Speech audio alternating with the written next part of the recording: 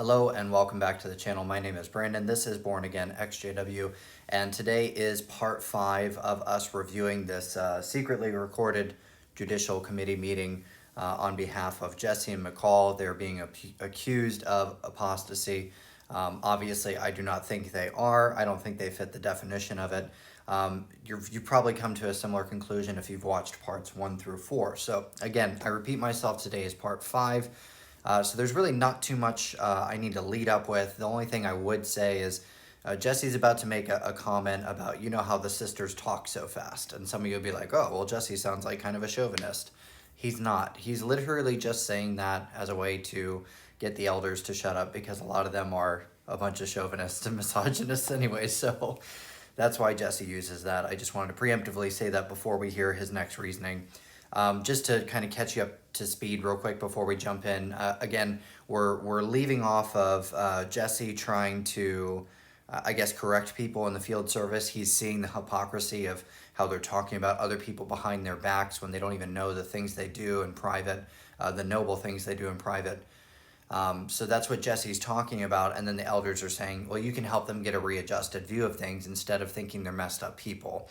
And Jesse and McCall are rightly stating that, no, you can't. Unless you're a ministerial servant, more likely even an elder, no one's going to take you seriously if you try and rebuke them or give them a little bit of correction. So, again, not too much lead up besides that. Go ahead and grab your favorite beverage. This happens to be coffee.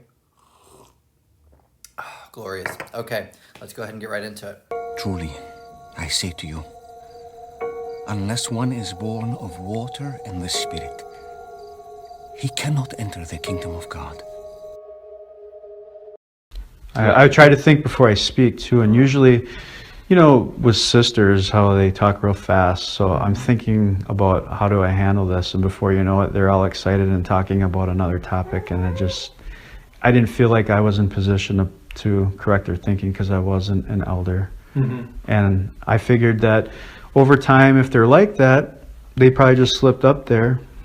Over time, if they're like that, you know, maybe the elders will deal with it or say something. So then before you know it, it's just like, just let it go. Yeah. You really appreciate why we need all our meetings. Would you say our meetings are important, why we need them?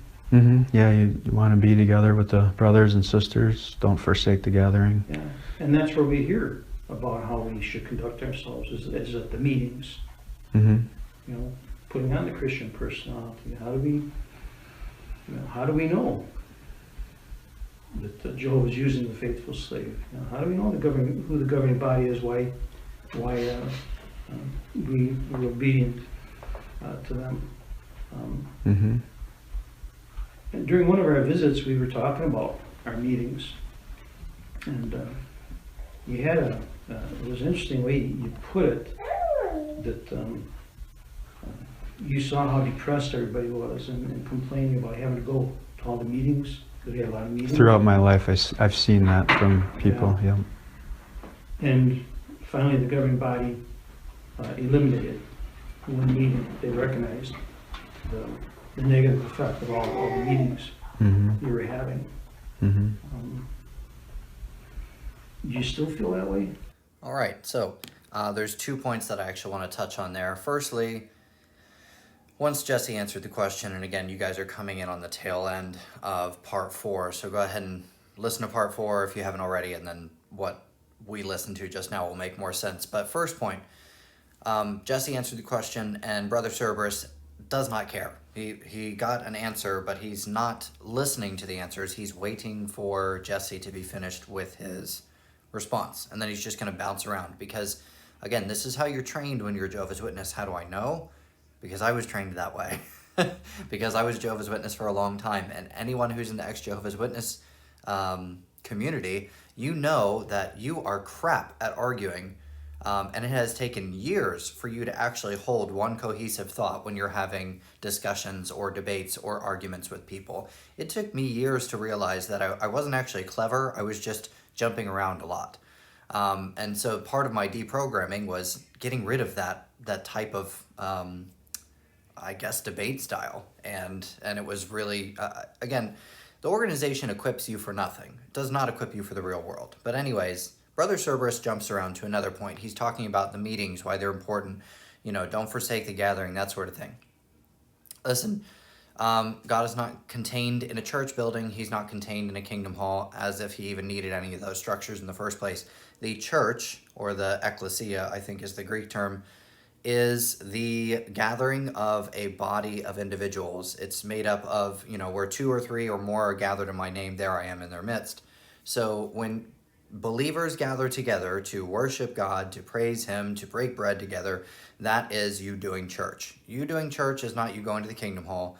You doing church is not you going to church on Sunday.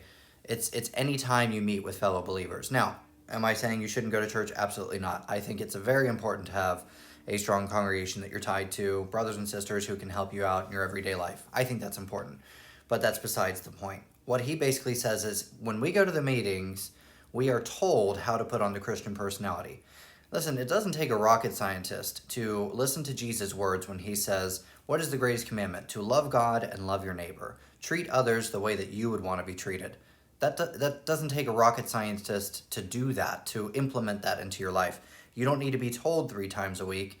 In my case, it was Tuesday Bible study, Thursday Theocratic Ministry School, Sunday was the Watchtower and Public Talk, right? You don't need to be told 3 times a week how to put on the Christian personality. Side note, I hate that you use that word. If you're a Jehovah's Witness, quit using Christian. It doesn't belong to you. You don't have ownership over it. If you want to call yourself a Jehovian, you absolutely can. Sorry, I might cut that out. So anyways, let's also continue with the fact that he said the governing body recognized the strain on the believers, and they went from 3 meetings a week to 2 meetings a week. You lucky ducklings. Okay. Why do you think that is? Real quick, before we get back into Jesse and McCall, I just want to point out that I don't think that the organization actually got rid of the Tuesday night Bible study because they thought it was too burdensome on the believers. They've never cared about what's too burdensome on the believers. The reason I think they got rid of specifically the Tuesday night Bible study and not Thursday night and not Sunday night is because the Tuesday night Bible study was held in a person's home. I remember the format being a lot freer. Of course, we had the publication that we were studying, but because there was a smaller group of people gathering together, there was less, I guess you could say there was less pressure. There was a more of an opportunity for you to express yourself. Your comments could be longer and more heartfelt, and you could really dig deeply into the teachings, and you could discuss things back and forth, and that is dangerous. That's dangerous if you're a governing body member for the individual witnesses to actually share their thoughts on subjects. You don't want them sharing their thoughts and their hearts. You want them sharing the Watchtower talking points, which is why they got rid of Tuesdays, okay? It's not because it was burdensome on the believers. That is a load of meat crab. All right, so let's go ahead and continue on before I have a heart attack.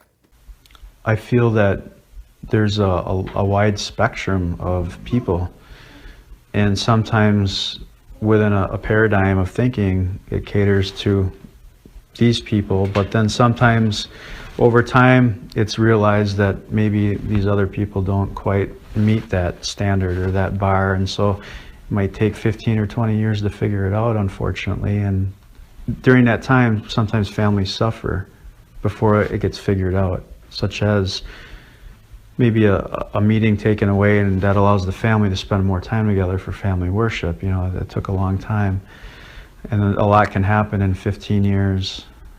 So I can't tell an organization what to do, and I'm not going to tell the friends what I think an organization should do because I don't want to cause disunity.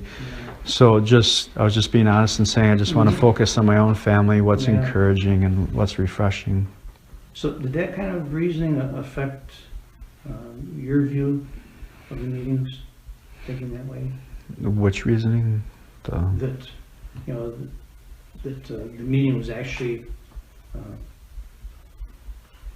not good for us? I know that. Do you find yourself thinking that way? I know that there's, I know that there's some people that like the platform and they're good speakers and they don't ever get nervous about speaking. And I notice that that's actually like the few, and I notice that the majority of people don't like speaking in public in front of people.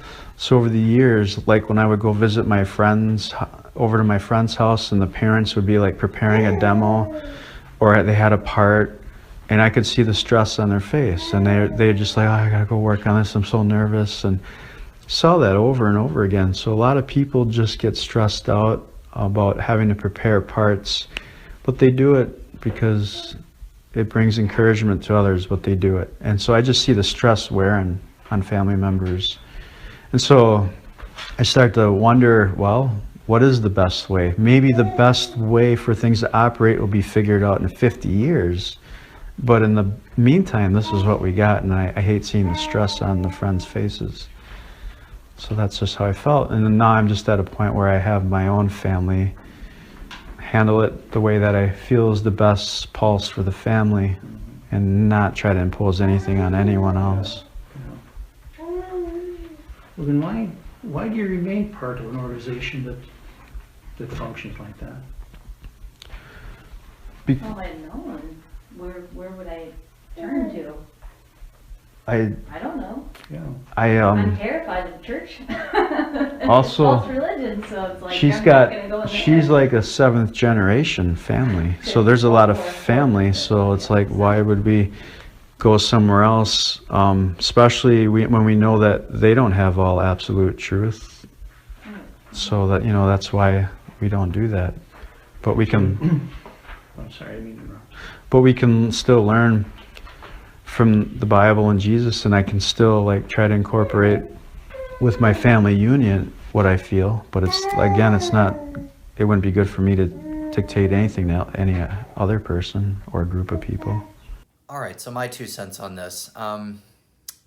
I think that there's things in the Bible that are descriptive, and I think that there's things in the Bible that are prescriptive, okay? And I think that we need to be able to think in categories, and we need to be able to distinguish between the two. So for instance, in the book of Acts, when a lot of the brothers and sisters got together and they sold all their earthly possessions and they pooled all of their money together to live into this community, I don't think that's a prescription. I think that's a description of what happened, okay? That's them describing what they did at the time, and they took note of it and they put it in the book of Acts.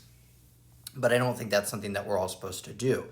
Let me just point that out real quick. So further in the book of Acts, I want to say that it's the Apostle Paul is down by a river just outside of a city gate, and he is, I think he's preaching the word of the Lord to a woman who happens to own a business. She sells fine linen, so like purple robes and red robes and stuff like that. She sold high quality goods, had a really nice business, and she believed, obviously, the way that they did. They just gave her the full gospel, and she said, if you believe me to be converted, then come and stay at my home. So she had a home, she had a business, she obviously was making a lot of money, and she was able to give the Apostle Paul and his companion a place to stay.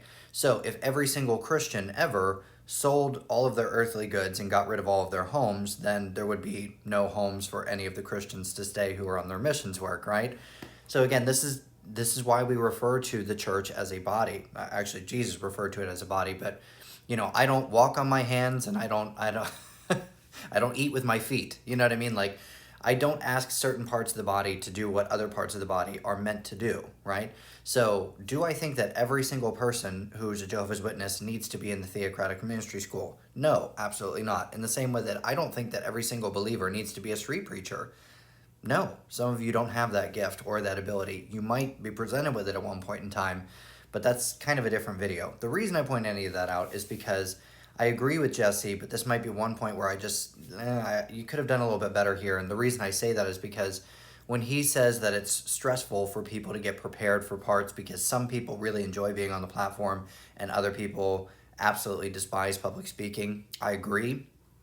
But when he brought that up as a stressor, that actually is a legitimate stressor. It's something that some people don't need. But what I think this elder is going to do with that is he's going to turn it around and say, the most growth you can have is just outside of your comfort zone, or something lame like that. He'll say, isn't it good that we push people to speak in front of other people? Isn't it good that we have you go door to door to strangers' homes and try and, bother them on a Saturday? He can twist what Jesse just said, and Jesse has a good sentiment and a good heart, but that elder can very easily not dismantle, but he can turn it into something that Jesse didn't mean.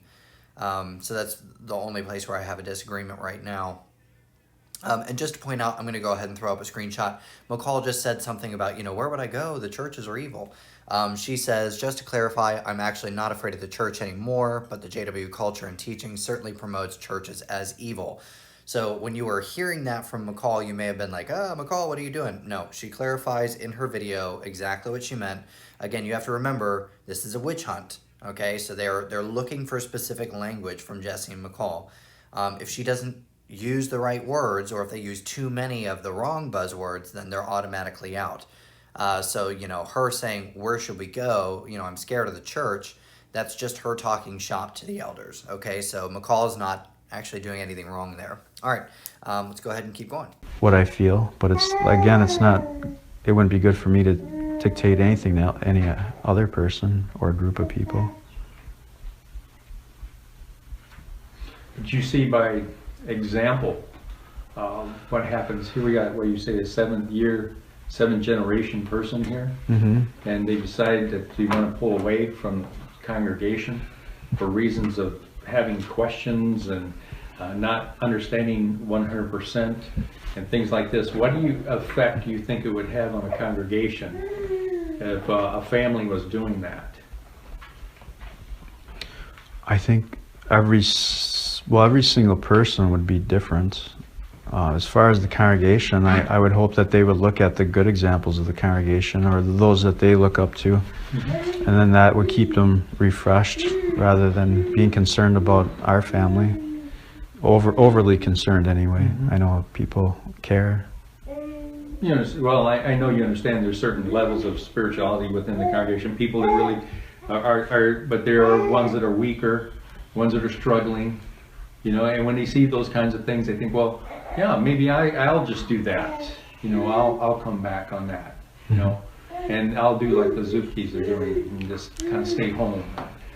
What kind of a effect do you think now what are you doing to that person? Are you helping them, or in what way? Maybe you're thinking that way, but what are you doing for that person or that family?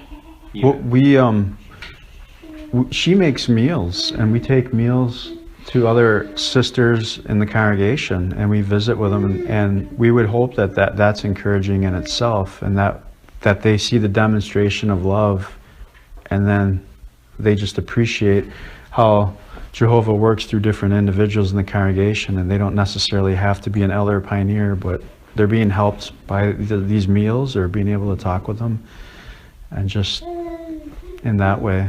So we think that might help people as well. Well, that's commendable that you do that. You're feeding people physically, but when we as Jehovah's people, we try to feed spiritually too, and that's why that gathering together is all a part of that.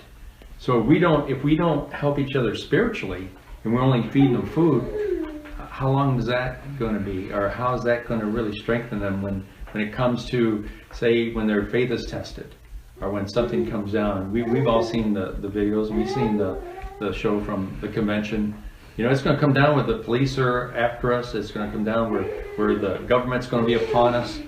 How are they going to show their faith if they've just eaten physically and not spiritually? Yeah, right. Exactly.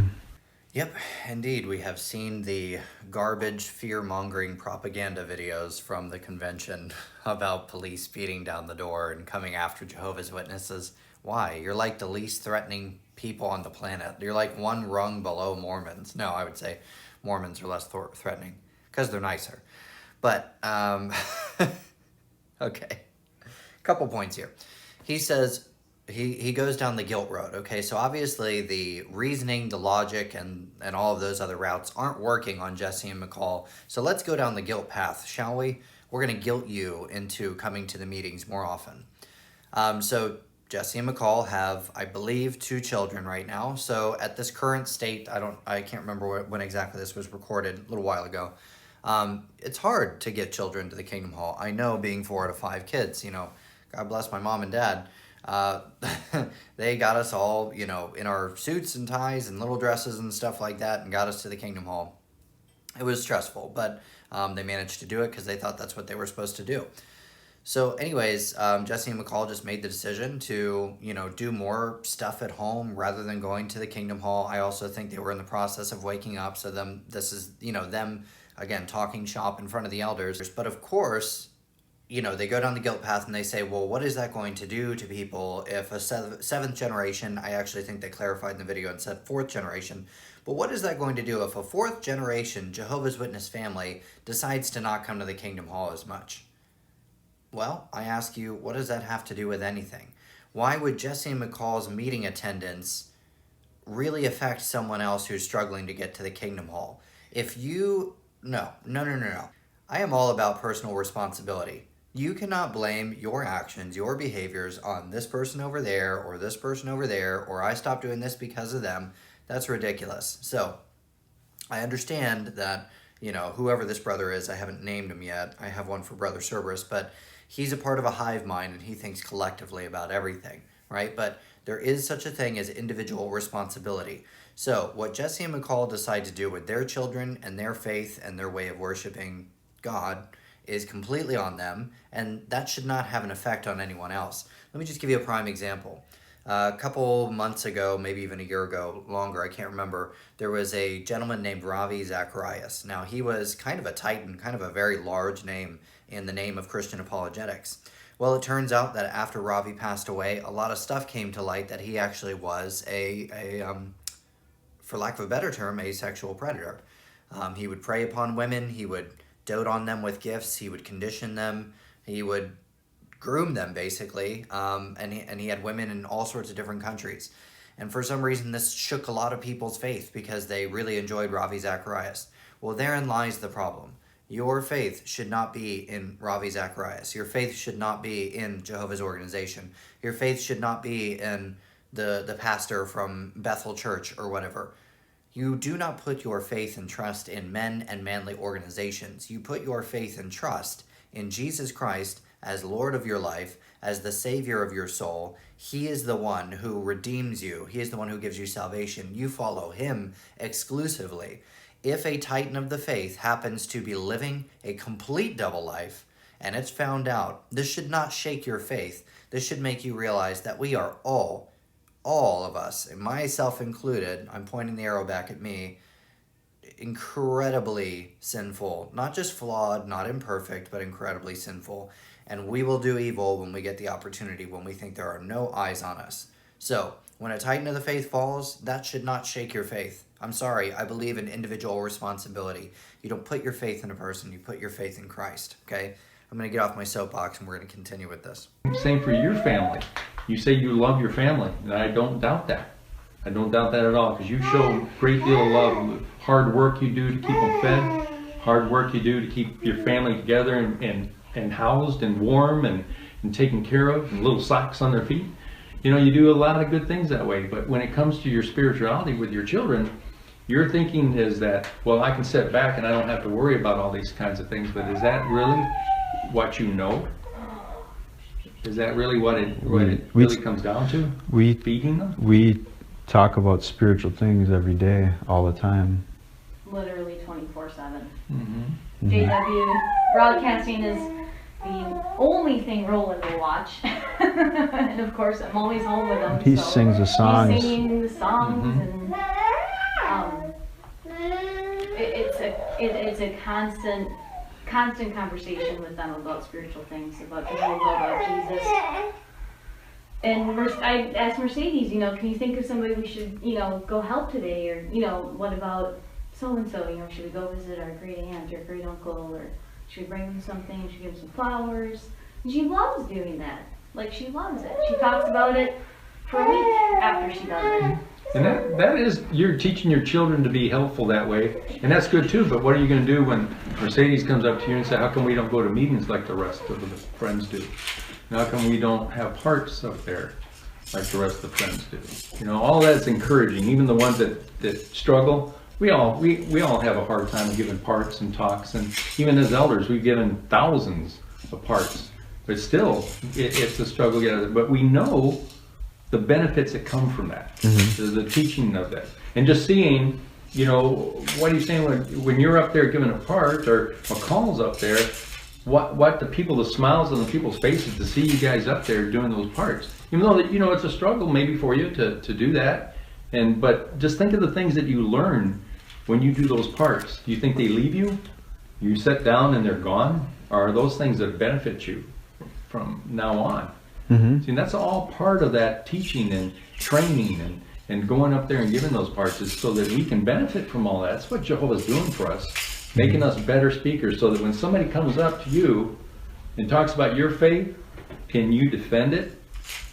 Well, you most certainly can when you've been doing those parts and standing up there, can't you? Mm-hmm. Because you've been taught, and you're not afraid to speak because you've been up there. Mm-hmm. See? That's all part of that training and teaching. My favorite part of this recording so far is just like that boss baby just like rattling his little keys or whatever. It's kind of what the rest of us wants to be doing while this guy is talking. Either that or taking a nap. Okay. I just want to point out the elder did exactly what I thought he would do. He brought up the theocratic ministry school, getting ready for parts and stuff like that. It being a blessing for other people, it being a way to teach you how to defend your faith and other stuff like this. Listen, I'll give him some kudos there. Me being able to get up in front of an audience when I was 6, 7, 8 years old and speak in front of 150 to 200 people, you know, reading Bible verses, names I couldn't pronounce, and having an intro, a Bible reading, and a conclusion. Yeah, that certainly prepared me for some things that I have used in this life. So if I needed to find a silver lining, that would be one. My public speaking skills I can attribute to some of the Watchtower's training. Great. So like I said, the elder pretty much did exactly what I thought he was going to do. I do like a little message that Jesse McCall put in here, and I'll throw it up on the screen now. It says, "We haven't given any parts or demos since we've been in this hall," so he must be referring to a hypothetical situation. Remember, further back when I don't know, it was like part 1 or 2, they were taken off of the theocratic ministry school without being told. Like, they were both on the school, and then they were both suddenly taken off, and they had to go and ask, why haven't we been given any parts in a long, long time, right? So I don't know what this elder is talking about when, and I don't think they know what he's talking about either. That's why they said this must be a hypothetical situation, because they're not even on the school right now because they were taken off of the school without their knowledge. So weird stuff going on in the last congregation, weird stuff going on in this congregation. But again, you pretty much have the reasoning of a 12-year-old child when you're an elder, because all you have to do is just refer back to your secret elder's handbook, the Shepherd the Flock of God book, and then continue to bounce around. All right, let's go one more, and then we're probably going to close it out for tonight. It talks about your faith. Can you defend it? Well, you most certainly can when you've been doing those parts and standing up there, can't you? Mm-hmm. Because you've been taught, and you're not afraid to speak because you've been up there. Mm-hmm. See? That's all part of that training and teaching. What should I tell Mercedes when it's time to get ready for the meeting and she says to me, "Mom, I hate people. I hate people." Mm-hmm. What does Jehovah, does he hate people? You Of refer to course that? we say that, but Okay. she means at the Kingdom Hall when people come up and talk to her and touch her, she literally hates it. Why would she hate people? My opinion is it's a young girl talking. So True. we just ignore it. We say do some for the nice most part. we say "Yeah, nice be things, people, be nice. Jehovah loves We just people, take we them. love people." We don't let that But dictate anything. She but- says it to me every time before the meeting, and there are just some nights where it's like, it's just easier to just stay home and not have to deal with her pulling on my shirt and wanting to hide and telling me she hates everyone and saying that everybody's naughty and all these things. Because But- all I do then is discipline. But it's the not whole it's meeting. not just that. It's if she's talking like that and he's teething and crying Oh, right, constantly, yeah, she's and one- Roland's in one a of the bad whole mood, spectrum of or children. someone's sick. That's Right, why we it's stay just- home. Yeah, awful. But I think you have to consider their personalities, and certainly if she would ever ask us that one day, we would give her a completely honest and transparent answer as to why. Oh, sure. Yeah, all you can do is do your best. Absolutely. That's all Mhm. Jehovah, that's all Jesus expects, is just to live up to our dedication of saying we're going to do our best to serve you. But that being said, you're not active in the door-to-door work, are you? No. Could I ask why that is? Me personally? Yeah. You first, Jesse. Okay. 'Cause Um, I know both of you. I- experience that. Well, Romans 14 in that chapter, I realize that it kind of talks about how if you have faith in something, but you kind of do something else, then that's a sin. You kind of want to act in accord with your faith. And so if I'm learning things and someone were to argue or even bring up something out in the ministry, I couldn't honestly tell them 100% that I maybe believe this. So I don't want to do that to the organization. I don't want to misrepresent them. Yeah, if you don't believe something, you don't want to portray that you do. Right. Is that what you're saying? Yeah. So Exactly. there's things in the Bible that you don't agree with, or you don't. Just figuring out and have questions on, yeah. And have you taken steps to get answers to those questions? Yeah, which we want to write and get an answer to that question about the Imperial Bible Dictionary quote. Yeah. So, okay, well, that's one point about the cross. Okay, I'm gonna have to stop it right there because I don't want this to get too long. Okay, so let's talk about meetings real quick, and then they're gonna go from the meeting subject to the field service subject, because again, they just have a checklist of things they're trying to, figure out if you're drinking the Kool-Aid or not. Okay, so when it comes to the meetings, McCall asked a very interesting question, and I think that this is a question that does require, just in our culture in general, when it comes to like allowing people to interact with our children. Maybe our children aren't super comfortable with that. And again, I'm not talking about, asking your baby if they need consent for you to change their diaper. That's stupid. But I'm talking about like when you're in the congregation, I especially remember this growing up, you have the cheek pinchers, they'll run up, ugh, and you have the people who will tickle you. And when you're a small child, you're kind of uncomfortable with anyone who's not your parents, even if you're a social butterfly. So again, this just needs to, I understand that kids are cute and you want to interact with them or whatever, but unfortunately there's a lot of creeps on this planet. This organization is chocked full of them. Unfortunately, that's just the truth. You can look that up yourself when it comes to the abuse and the child abuse that goes on in the organization. So, McCall is saying, what happens when my daughter says, I hate people, I hate that they're always interacting with me, that they're, kind of touching me against my will. McCall mentions that, she's tugging on my shirt, she's trying to hide behind me. These are just typical children behaviors, but again, it does kind of bring up a more serious subject. Should everyone in the congregation just feel like they have the ability to touch your child against their will? I would argue no, right? So McCall's asking a serious question. Because she's a woman, they don't take her input very seriously. It kind of seems like maybe Jesse didn't want her to bring that up for some reason. I'm not exactly sure why. I'm sure they talked about it in the car when they were done. Maybe he just knew that they wouldn't think that was a serious enough thing for her to bring up or something like that. I don't know. I was kind of lost during that whole section of why Jesse was stepping in so heavily. So again, I think McCall has a really good point here, you know what I mean, of like protecting your children even from people in your congregation. Then after they got done with that, and they were talking about just how, sometimes it's inconvenient when your child is teething and your little girl doesn't want anyone to touch her and you just want to, be at home and listen to the broadcast or whatever. It's easier that way. Then they move on, of course, to the next checkbox, which is field service. You haven't been participating in field service very long. And, why is that? Again, this is a witch hunt. They're looking for the buzzwords.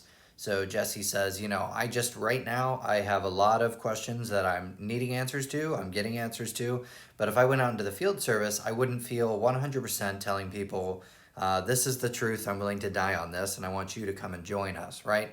Which I think is an honorable thing to do. If you're a person who doesn't believe something, don't go door to door and push it on other people. That's not smart. All right, for lack of a better term. So the reason I stopped the video is because they're about to get into the misquotation of the Imperial Bible Dictionary or Encyclopedia. I can't remember exactly which right now, but they're about to get into a long discussion about, the cross, staros, the misquotation of the encyclopedia. This part is going to drive you insane. You'll want to bang your head against a wall. So I would love to save that for another night because my head's already hurting a little bit.